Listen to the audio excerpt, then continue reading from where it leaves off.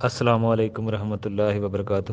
دیکھیں، زکوٰۃ کے بارے میں ہم دیکھ رہے ہیں۔ زکوٰۃ اسلام میں سے ایک اہم رکن ہے، جس طرح نماز ارکان میں سے ایک ارکان ہے، نماز، روزہ، حج، اسی طرح زکوٰۃ ہے۔ زکوٰۃ کے بارے میں بھی جاننا ضروری ہے۔ جس طرح زکوٰۃ دینا فرض ہے، اسی طرح اس کا طریقہ، جو اس کا صحیح سنت طریقہ، وہ بھی جاننا ہمارے لیے ضروری ہے۔ اس لیے ہم پھر ہی ادا کریں گے جب ہمیں پتہ ہوگا۔ اور اس کو نہ ماننے والا تو کافر ہے، جو زکوٰۃ کا انکار ہی کر دے کہ زکوٰۃ ہے ہی نہیں، ارکان ہی نہ مانے، تو وہ بھی کافر ہے۔ اس لیے زکوٰۃ ایک عبادت ہے۔ اسلام نے اس کو عبادت کہا ہے۔ ایک مسلمان پر عبادت کے طور پر یہ فرض کیا گیا ہے اس کو۔ جس طرح نماز ہے، نماز ہم پڑھتے ہیں عبادت کے طور پر، تو اسی طرح زکوٰۃ بھی ہے۔ اور اس کو نیت سے ادا کریں، جس طرح ہم نماز میں نیت کرتے ہیں، اسی طرح یہ نیت ہونی چاہیے۔ جب بندہ اس کو ادا کر رہا ہو، دے رہا ہو، تو نیت بھی ساتھ ہونی چاہیے۔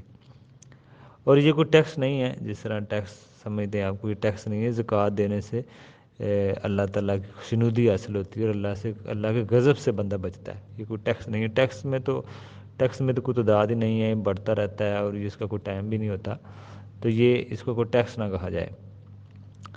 باقی زکوٰۃ، دیکھیں، زکوٰۃ مالداروں سے لے کر، اللہ کے نبی کی حدیث ہے کہ زکوٰۃ مالداروں سے لے کر ان کے فقراء اور مسکینوں تک پہنچایا جائے، یعنی کہ زکوٰۃ مالداروں سے لے کر اور ان کے ہی فقراء اور مسکینوں تک اس کو پہنچانا چاہیے۔ اور برحال یہ آزمائش ہے، جو دے رہا ہے اس کے لیے بھی آزمائش ہے، جو لے رہا ہے اس کے لیے بھی اللہ نے اس کو آزمائش رکھا ہے۔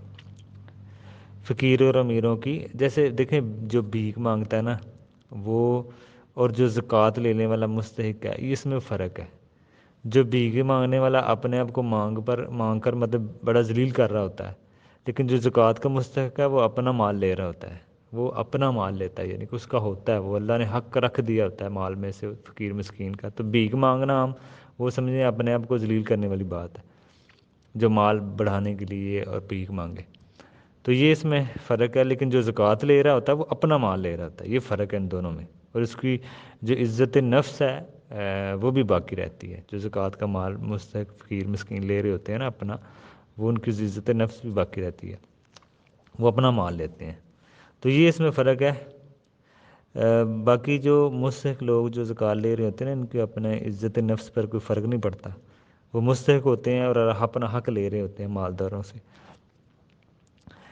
اور زکوٰۃ دینے والا جو ہے نا، جیسے مثال کے طور پر جیسے زید کے پاس 1 لاکھ روپے ہے، زکوٰۃ بنتی ہے، اور 2500، اور یہ پیسے زید کے نہیں ہیں۔ جیسے لاکھ ہے تو لاکھ کے اوپر کتنی بنے گی؟ 2500 ہی بنے گی نا، تو 2500 وہ زید کا نہیں رہا، وہ کسی فقیر اور مسکین کا ہے۔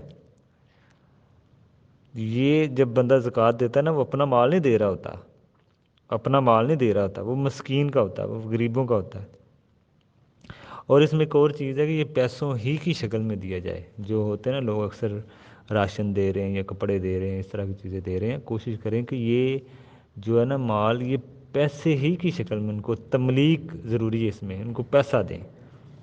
آپ اپنے مال سے کریں، اپنے مال سے آپ کریں تو صرف نفلی صدقے سے کہیں پہ بھی دیں، آپ کس کو کہیں جو بھی شکل مرضی بنائیں، لیکن جو فرض صدقہ ہے، یہ جو 8 مصرف ہیں ان میں ہی دیا جائے، اور کوشش کیجئے پیسے ہی کی شکل میں ان کو دیں، آگے وہ اپنی ضرورتوں کے حساب سے جہاں پہ ان کا دل ہو وہ خرچ کر لیں گے۔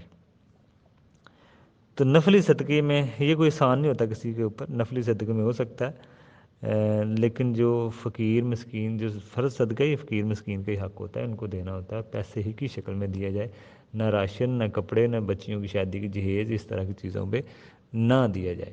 جس طرح عبادت آئی ہو اسی طرح ہی کرنی چاہیے۔ یہ آپ اس طرح زکوٰۃ کے مال سے نہیں کر سکتے چھیڑ چھاڑ، اپنے مال سے آپ کریں، نفلی صدقے سے آپ کریں، جس کو بھی مرضی دیں، اس میں کوئی مسئلہ نہیں ہے۔ لیکن فرض صدقہ آپ جو 8 مصرف ہیں، پہلے فقیر مسکین کو ترجیح دیں، جس ترتیب سے یہ آئے ہیں 8 مصرف، اور پیسے ہی کی شکل میں ان کو دیا جائے۔